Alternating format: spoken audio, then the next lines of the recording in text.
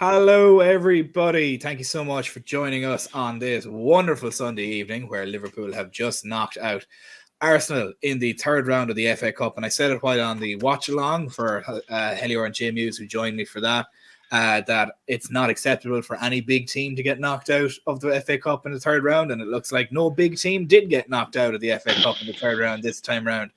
But having said that, a fantastic 2-0 victory for Liverpool, with us leaving it a little bit late with a Trent assisted goal that was put in by QR. I think that's how you pronounce his name. I'm sure Dan will correct me, as he is a gift for pronunciations.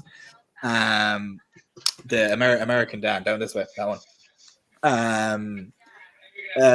But it is, as Jamie was mentioned, goodbye the plastic cannons. I'm just glad that we got to slap a couple of Arsenal people today. It was beautiful. For how much they were playing the game and how much they were diving and falling all over. Bukayo Saka, first of all, he's a bitch. I don't care what anyone else says. He's a little bitch. Ran straight into Alexi McAllister, who's about the same size as him, and just fell, crumpled to the ground. So in every sense of the word, fuck him. But before we get into any of the talk about the game itself, and we talk here for the next half an hour, I just want to make sure to ask everybody to please like and subscribe. Help us hit our 10K goal. We're very, very, very, very, very close as it is at the moment. I think we're about 50 to 60 to 70 people off it at the moment, so please make sure you do like and subscribe if you haven't done so already, and make sure you have your notifications on for all future streams and videos. Mihai, I'll come to you first. I want to get a couple of your thoughts about the game, how you felt it started, how you felt it finished. Any particular standout moments for you? Any standout players? Have you a man of the match? Give me your oversight of the game and what you thought of it as a whole. Yeah, I think maybe in the first half we got a bit lucky not to concede, but after that, I think it was. I think there wasn't any real danger. I think they had quite a few maybe dangerous positions when they had free kicks, like next to the box. Kind of, you would expect them to be dangerous. On corners and stuff like that. But I think the second half was actually pretty. I don't know how to put this. I don't want to upset anyone who's maybe not a Liverpool fan on the stream, but it wasn't like any real danger. Things just. I think you kind of just expected the goal to come, especially after Jota hit the post in the 78th minute, something like that. So yeah. Yeah, man of the match. I think I would go with maybe Konate. Also, Trent has been great, and also quite a great cameo by Diogo Jota as well. Yeah, it's Diogo Jota came on and made Saliba shit his pants, realistically, which is hilarious. And if that's the best centre back in the world, it's not saying that Diogo Jota isn't the best, isn't a great player. He is, but there's an awful lot of players that are better than him. So if that's the kind of player that gets subbed on after 60-something, 70-something minutes, and that's what makes you worried, I don't know what to tell you, because I think Saliba had an absolutely horrific game today. But in saying that, it is something to look at. Dan, American Dan you instead of Dan R. Give me the same question to yourself. A couple of thoughts on the game. Do you think maybe we started a little bit slow, but we kind of grew into the game before the start of the second half? Towards the end of the first half, that we kind of grew into it a little bit more. We looked a little bit more threatening, and then it was kind of a similar story in the second half. We didn't necessarily look threatening, and then all of a sudden 2 goals in the last 15 minutes. We're not going to argue with the result, but was any part of that worrying, or do you think maybe it was part of a game plan? I don't think the gameplay was to give Arsenal that many chances in the first 15 minutes. I just think that was Arsenal's press just being very good.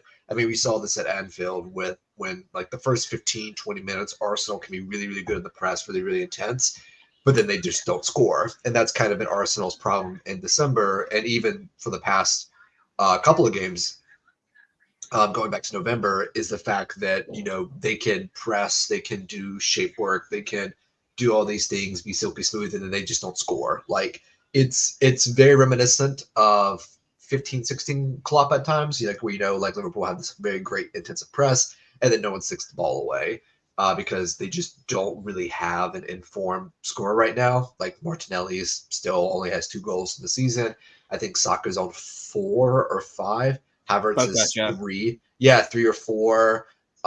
And Jesus, I think, has only scored 2 or 3. I don't have their goal scorer stats in front of me. So you could just see that for all of Arsenal's quality in shape work, their intensity, their passing, they just don't have anywhere to punish any teams like Liverpool today as well. But I would say after the first 15 to 20 minutes, we were definitely much more comfortable in the game, even though they definitely still had some chances.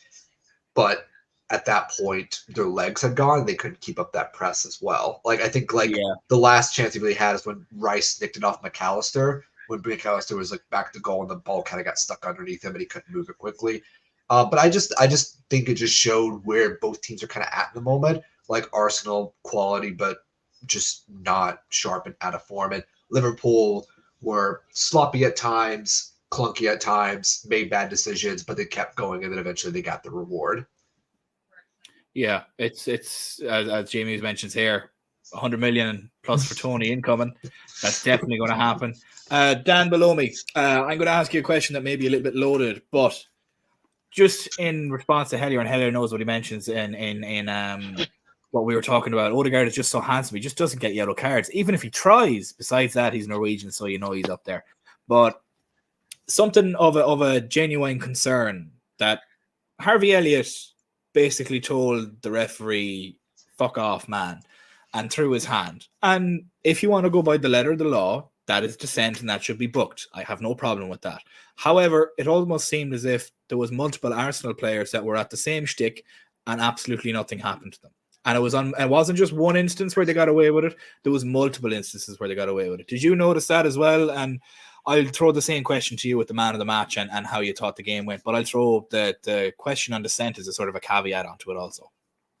Well, to be honest with you, I was actually going to say that the referee actually had a very good game. I actually liked the way that he refereed the game. It was quite reminiscent of maybe 8-9 seasons ago, where everything was free as long as it was not naughty and everything was good natured in the thing.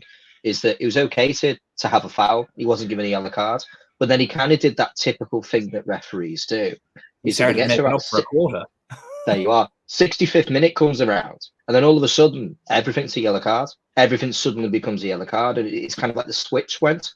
So I said to my son who's watched the game with me, and I said to him, I said, that by the letter of the law is a yellow card when Jorginho quite clearly tells the referee where to go. You know, they mentioned it on the commentary for BBC. So I said, well, it's either you give them all as a yellow card or you give none of them as a yellow card. So my only gripe with that situation was Elliott's was F off man out of frustration, and Jorginho's was literally telling him where to go. So exactly. That was disappointing. So I mean, it is what it is. I think the referee just kind of flicked a switch, and then after around the 75th minute, everything pretty much became a yellow card.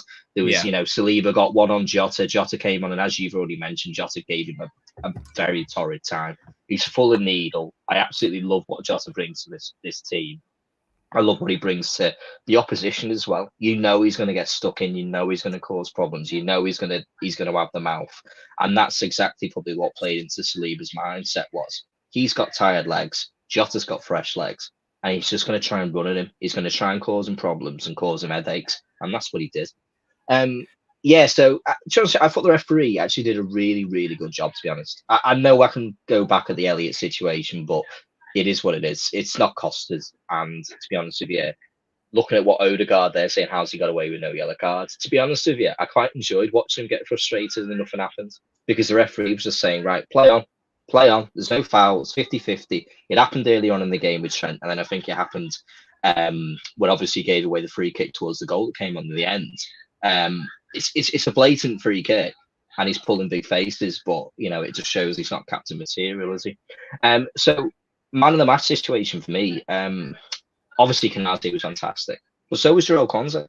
Again, and I always give this big old kind of like add-on, is that Joel Konza's had like 6 games for Liverpool, and he's out there playing like I've been here for about 8-9 seasons. He was so calm on the ball, so cool, won the ball back. When he gave it away, he went to win it back.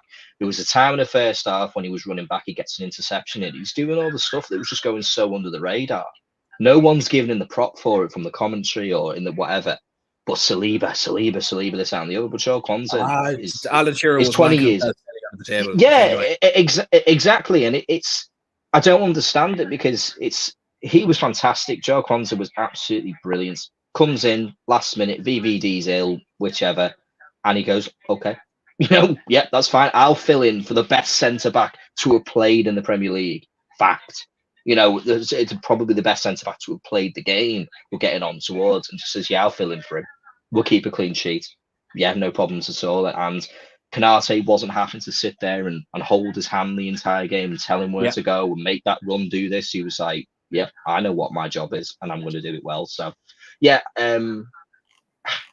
it's really hard to argue, isn't it, against Canate to say he had the best game because our attackers didn't have the best game, but they finished. They finished the chances, especially with Diaz towards the end. And it will probably go on to the situation changes, especially towards the second half when we moved players around and a lot of them benefited from it in that second half. And perhaps if we played that the whole game, I could have been talking about an attacker being a man of the match. But yeah, it could Canate for me, no problem at all. I think came up, bossed that centre back situation, and he's took over from kind of where VVD would have left off. Yeah, that's what I said on the watch along. I said basically it's probably the best compliment you could give him that we don't miss Virgil van Dijk, and that is hilarious to say about a 20-year-old centre back filling in against Arsenal in a cup game. Whatever you could say if we played a Huddersfield like City or a Shrewsbury Town or a Wrexham, you could say, opposition. He played against a near full strength Arsenal team in a cup game, win or go home, and you didn't miss Virgil van Dijk. And that is absolutely mind-boggling to say. Jen, thank you so much for your £3 with your super sticker. As always, fun in our January transfer window.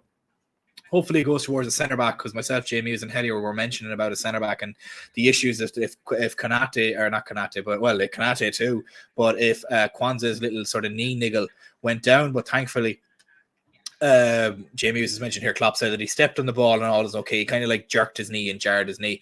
But Jen, thank you so much for your £3. It is very much appreciated. And to answer your previous question of where Kev is, he was at the game. Kev had travelled all the way down to London for the game today, and he'll be a very happy boy on the bus on the way home. So he's our good luck charm, basically. And more to the point with the centre-back issue, Jamie Hughes is mentioning here, we have to, when we have a moment, we have to discuss that we do not have a backup centre-back on the bench today.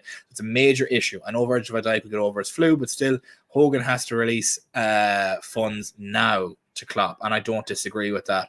Mihai, I'll come to yourself first on this. Were you worried when you seen the Kwanzaa sort of scare, so to speak, but then when you look at it in hindsight and 2020 being it 2020 vision and hindsight being 2020, the two young kids, Chambers came on and albeit the last 15 minutes, I understand that maybe he mightn't have done it for a game, but a kid that's from the academy comes on and absolutely pockets Martinelli. I don't necessarily have a question of worry about that when you can place that guy at your fullbacks and your two young guys, Bobby Clark can come in and Bradley can come in as well and play really well like that. Following their performance against Arsenal in a cup game and what you've seen from them in a big moment, would you necessarily be more worried? You still feel we need to go into the market and purchase a couple of players, maybe even 1, 2, even more, maybe bring some players back. We have, like realistically, we could have had Beck as well, but because of the Scottish Cup issue, he missed this game, which is mind-boggling. But we should have everybody back back for the next game. What do you think? Are you worried about the centre-back situation as much as other people, or with some of the young guys coming through, are you okay with it? I think in the summer, I think we've all talked about a center back, and I think we kind of all agree that we need to sign a center back. At the moment, though, I remember when I saw Kwanzaa coming on against Newcastle I think that was like the third round. Yeah, I think it was. I think we kind of understood that Jurgen wants to play Kwanzaa more, and I was like, okay, if this goes well, then it's on him, and it went fantastic. But the problem now is that as we maybe could have anticipated, one of Konate, Gomez, and Matip got injured, and again, it's a long-term injury, so I do not know if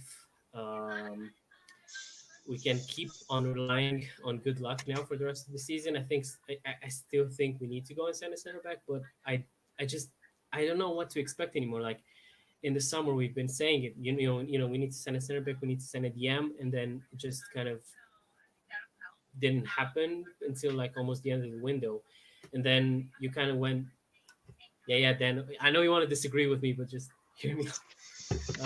He doesn't know what he's talking about. Don't believe him. Don't believe him. He lies. Which Dan, Mihai? Because we had this conversation all summer. The South African Dan. So yeah, just wanted to say I do think we need the center back still. But I don't know what to expect anymore. Like I feel like it's obvious that we need the center back, right? And maybe you disagree, but we'll see. I think if Matip were healthy now, we were okay. We would have been okay for the rest of the season. But thinking if you really want to go for multiple trophies, which why not? Then yeah, I don't see how we don't need the center back. I think injuries have forced our hand, because if we had both of our left backs available, Joe Gomez would be back up and we'd have essentially 4 centre backs in the team at the moment. I think it's the fact that we've lost both of our starting left backs. I say both of our starting. We lost our first starting left back with Andy Robertson going down, and then we lost our second one with Kostas Tsimikas going down, which was a shame because he was playing absolutely fantastic at the time. But it is something that needs to be looked at. But speaking of centre backs, I want to show our current centre backs and how well they're doing. So we done this with Dan a little while ago, yesterday on the stream. So we're going to do it again. We're going to do this magic at StreamYard, and it's going to be absolutely beautiful. Bear with me 1 second now. Once this all loads up, we get the brand and we will switch out. So I have it here in the bookmarks. We'll get into this here. So Ibrahima Konate in versus Arsenal. 44 of 52 accurate passes, final third passes, 2 blocks, 2 clearances, 2 interceptions, 4 recoveries, and won both of his duels. Got the man of the match.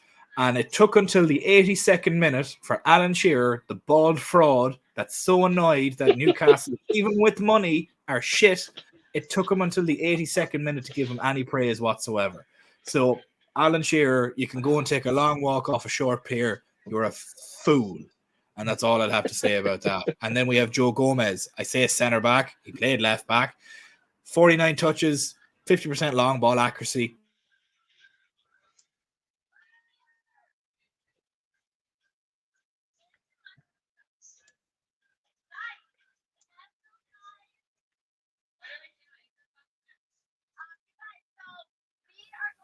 You can keep on going now, Stephen.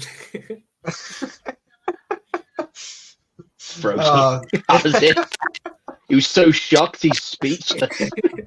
I know, when Joe Gomez plays well, no one can believe it anymore. And my Joe Gomez propaganda run over the summer has finally paid off. I mean, it's an interest. It's like based on previous performances. Like I can only judge him off previous performances, and like it's an interesting one because has he run hot and cold previously? 100%. And has he been? And he deserves his flowers this season without question. He has played in multiple positions. He's played left back. He's played right back. He's played centre back. He's played both sides of the centre back. He deserves his flowers, and I will hold my hands up because I said at the start of the season he needs to be fired from a cannon. Those were my exact words, and I said it when Rigo was hosting, and Rigo told me to mind my manners because that's his cousin. I was like, cool, no problem. But realistically, he's playing fantastically. You know what you're getting from him now. He seems to be the Swiss Army knife. He seems to be the James Milner of that back line that can play anywhere along it, and it's absolutely fantastic to watch. But what I will get into now is just move away from from one football to another. But this is a question from Dame Hughes for USA Dan down this side. They asked me, and I don't know if you know my answer yet, but I want to see if your answer is different to this. Do you think the Bills will beat Miami tonight, or do you think Miami will beat the Bills tonight?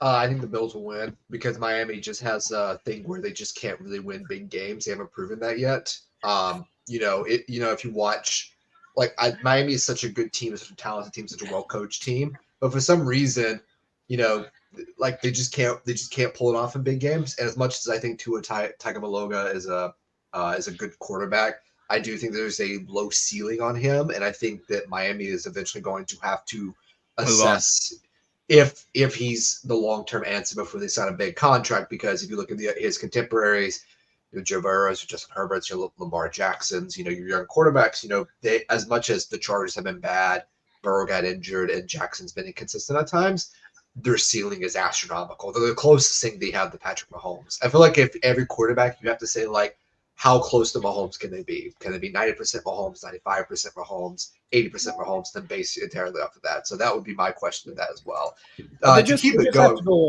have to go and sign it. They just have to go and find a guy with the last pick of the draft. That's all they have to do. It's just easy. That's all they have to do.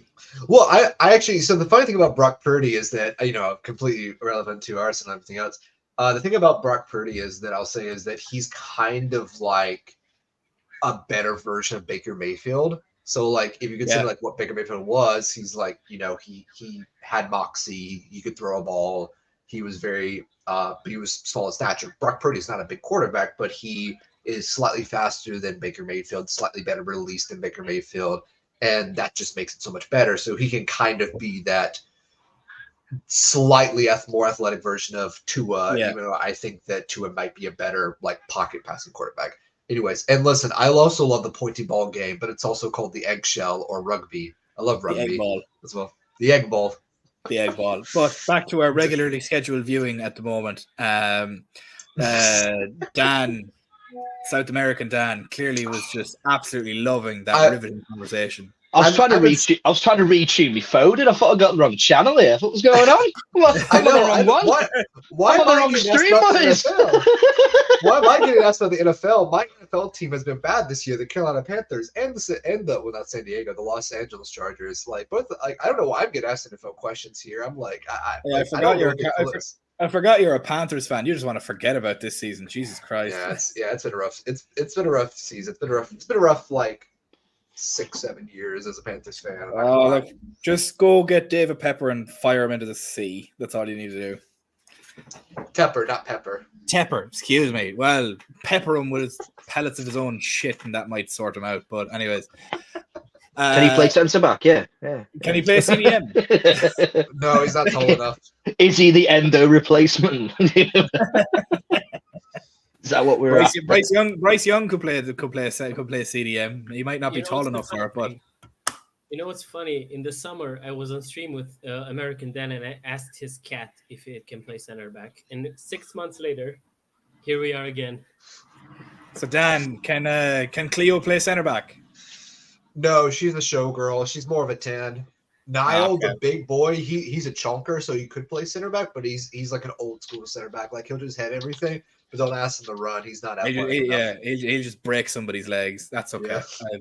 That's fine. We'll take that, to be honest with you. But that's with that. Like it's a fantastic game that we've played. Look, did we deserve to win? Who cares? Yeah. We won. Because we won. You can say, oh, you never deserved that trophy. You never deserved that win. Yeah, but we did though. But we won. We won the trophy. We won everything. We didn't deserve to win that 2005 Champions League final, but we did. How could you say that we did deserve to win that? We went in at halftime 3-0 down, and now look at us. Now, I'm not comparing this game to that final. God forbid I wouldn't do that. I'd be shot. But you get my point. It doesn't matter what you deserve. And what matters is the result at the end of the day, and we got a fantastic win out of today. But what I will do is I'm going to ask the chat as well, and I'm going to ask everybody around here to give me their top 3 players of the game. And who they would have as the out-and-out man of the match. I know we sort of touched on it a little bit more, but I'll let everybody elaborate a little bit more on it now. Everybody in the chat, give me your top 3 players and who you would have done, and I'll start and I'll go counterclockwise here. So I'll go Dan below me first. Top 3 players of the game, who you would put in there, why, and if you have any discrepancies on who you'd have as man of the match realistically, other than Ibrahima Konate. So we know Ibrahima Konate is man of the match. Pick somebody else other than him, maybe runner-up man of the match. Well, if we take out Konate, because I've already given away the fact he's there, the other 3 I'm going with will be Kwanzaa, Trent, and Diogo Jota. Kwanzaa, for the fact that he's came in, as I've already mentioned, he stepped up and stepped into the biggest shoes available and was able to just say, yeah, this is my role. As he's done in every other game, this is something which he's able to keep repeating. Like, we've all seen a player who comes on and goes, they've had an amazing game. The young lads will have them.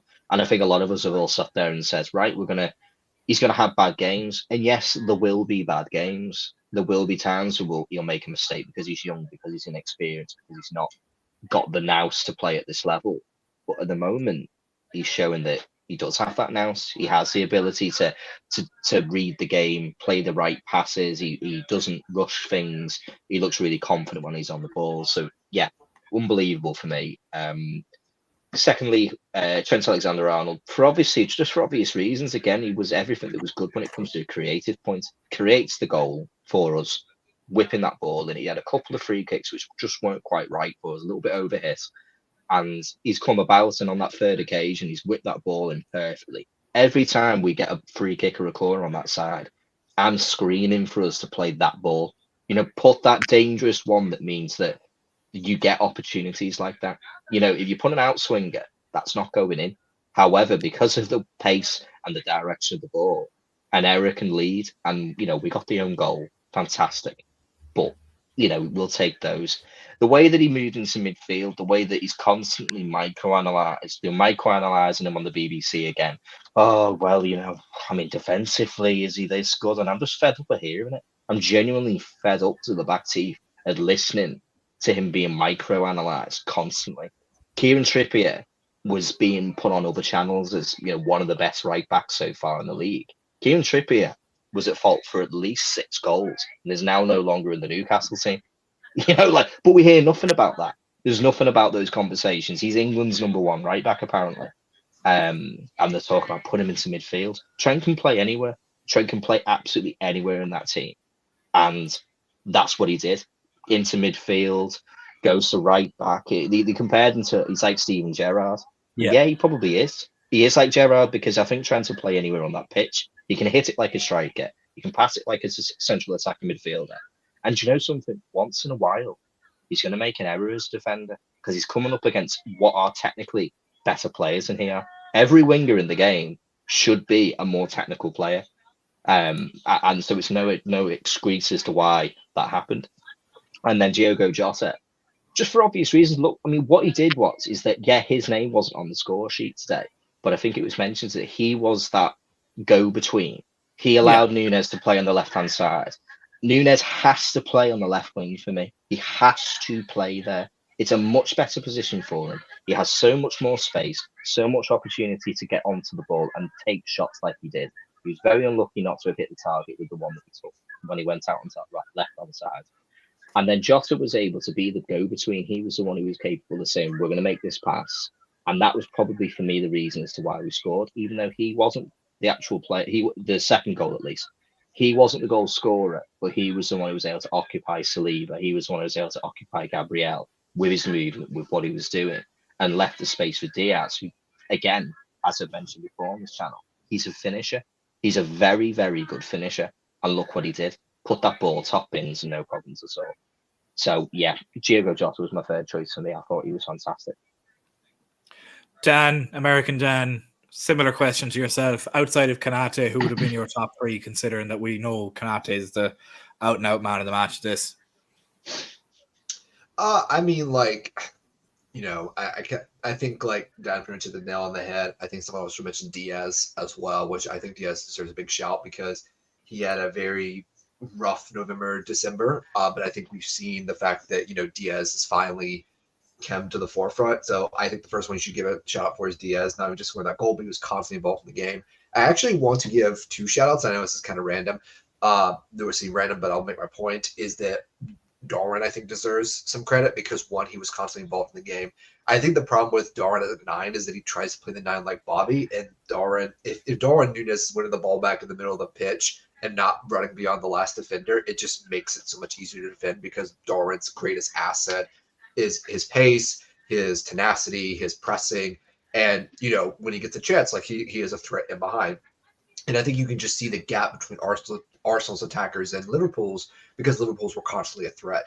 Even when we were down and not playing well, Darwin was always a threat. He was always giving Saliba a hard time. Saliba was always in a game. Diaz was always giving them a tough time, even though he would lose the ball occasionally. But also, I think Gravenberch actually had a good game as well coming on. And I think that, again, people probably sound like a bit wild, but he came in, he got the yellow card, but he played it simple. He didn't lose the ball. I actually think that this has probably been one of Gravenberch's one of better games, because the reason we scored that last goal is because he wins the ball, he doesn't pass it back, he progresses the ball forward, he carries running, he keeps running, it becomes a 4v3, he leaves the ball for Diaz and Diaz scores. So I think what we've seen from a lot of these players is that even when they're bad, they can still threaten, and there's always a chance that they could just score a hat trick randomly, which is a throwback to old Liverpool with, like, you know, Mane and Salah and Firmino, where it's like, you know, Mane could have a bad game and still score 2 goals. And Salah could have a bad game and still score 2 goals. And I think that's the difference between right now between Liverpool and Arsenal, and why I don't think Arsenal are any of our business anymore, is that all of Arsenal's players, I think, play decent for the most part, and no one scored. Havertz didn't score. Martinelli didn't score. They didn't even look like scoring.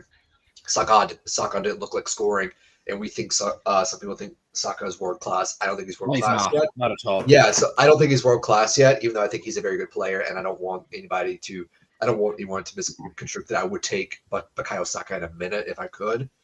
But that's the difference right now between Liverpool and Arsenal, is that Arsenal are playing well and can't score. Liverpool are playing badly, and we just find a way to score. Like, that's the difference right now between these two sides. So those would be my 3 random shouts, and also just make sure Ryan gets some love as well, because I think he hasn't had the best couple of games, but I think his quality will start to come through, like Wataru Endo's and Alexis McAllister's. The more he plays with this team, and the more starts he gets, and the more comfortable with the system he becomes. I don't have any disagreements there myself. Mihai, we'll finish the stream with yourself. Give me, outside of Ibrahim Konate, who would have been your top 3 and why? Because realistically, as Dan mentioned, we didn't play to our best, and yet we still scored 2 goals. I think a lot of credit goes to Diogo Jota as well. We've mentioned him a few times, and again, I think if we go, I think Trent again has to be mentioned. I think it was a pretty good cameo by Bradley as well on the right hand side. I think Lucho again did look a bit better, and he started to look a bit better in the past few weeks now, after having a few rough patches. Maybe indefinitely had to do with what happened to him and his family and stuff like that. Good to see him now back to his best.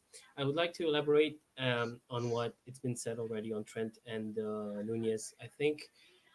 I remember after Newcastle got knocked out by Chelsea, I think Sky posted something like "spare a thought for Kieran Trippier," and I'm like, these kind of posts that are full of sympathy for some players, and then if Trent makes a mistake, I think South African then said it very well. I think when you look at it, Trent's being micro-analyzed to a level that I just don't get.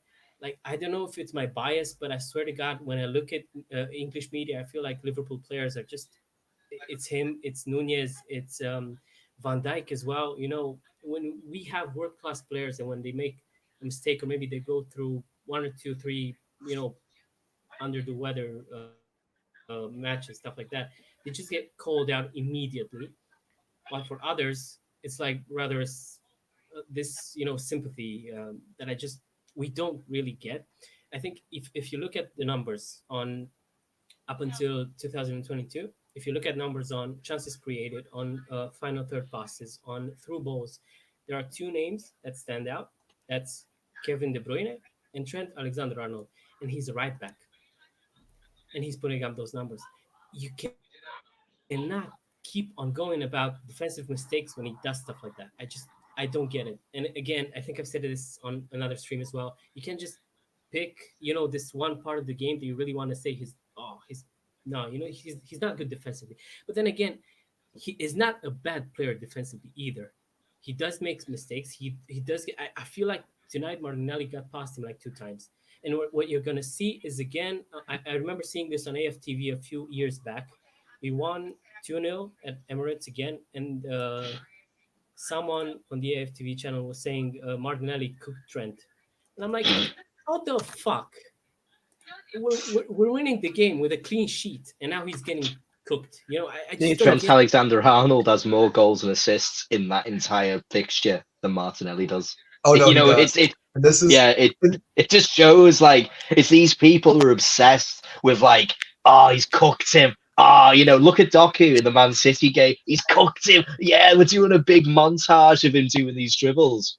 Is there any goals at the end of this? Is there any assists at the end of this? Oh no, there's not. There's nothing. this has ultimately been my Arsenal question. Is the fact that Martinelli, I think, is a good example. Extremely talented player. We can say all the things, everything else. He beats his fullback twice and then does nothing with it. Like, if you're a winger and you beat your fullback twice in like 3 minutes and you get nothing, like no shot on target, no decent chance created. Like, I don't even think he won a corner one time. He got a corner. Like, that's his big. Yeah, I think he got one corner, beating a fullback twice in like an overload situation. I just think that just shows the fact that I don't know if it's coaching, I don't know if it's decision making. I think it's mostly decision making from Martinelli.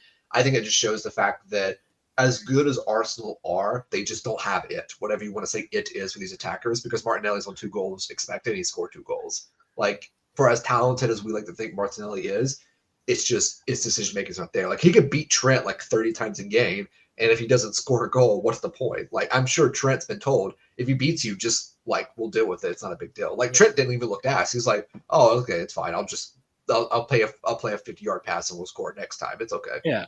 I'll just let Ibrahima Konate come in behind me and absolutely clean you out of it. No problem. I dare you to go past me. Like, I don't get it. He's been completely microanalyzed, and as Dan mentioned, I think he is our generation's. I say our generation's, this generation's version of Steven Gerrard, purely because he can play anywhere on that pitch.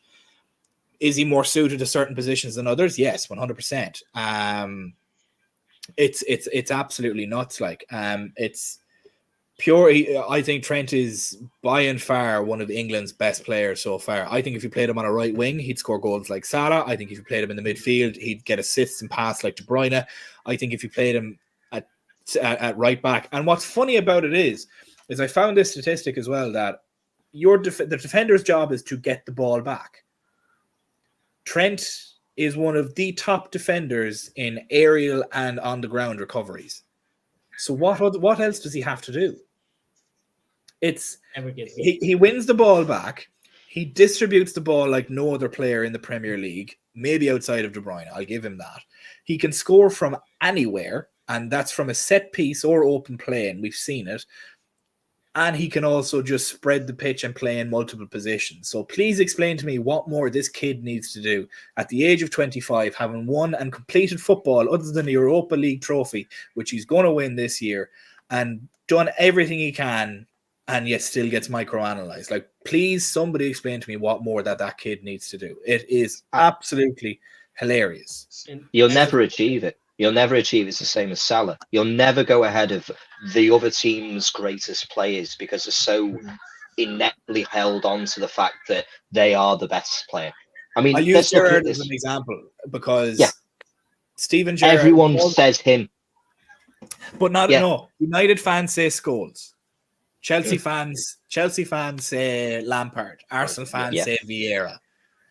But yet, when Chelsea and Man United had the opportunity to buy him, when they had those players, they went for it, and he told them no. So why would you go and try and get that player if your midfielder was better? There's something that's telling Stephen. This is something that proves to me that Steven Gerrard was and is the bar. He is the number one. Mm-hmm. It's that when De Bruyne came into this conversation a couple of seasons ago, what was the name that people said? Bruyne has gone ahead of Gerrard. So are we talking about the 5th best player here? Or are we talking about the best player here? Because we don't talk about the one who was, 5th. We're not saying De Bruyne is now 5th best. We're saying he's better than Gerrard. So we're saying he's displayed the best midfielder. Yeah. And that's the point of it. That's the proof of it. They all have their own abilities. They all have their own way of doing things. But just back onto what Trent is. Trent will never be able to live up to what people want him to be.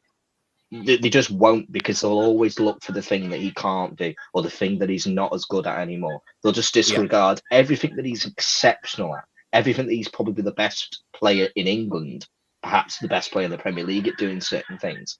Doesn't matter because he got Docky went past him 4 times in that match, but did he score?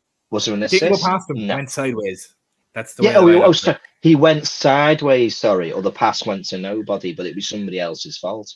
So yeah, it is. It's unfortunate, and it's the same conversation with Mo Salah. If Mo Salah scores more goals than Thierry Henry and wins just as many Premier Leagues and wins the Champions League, where's the conversation?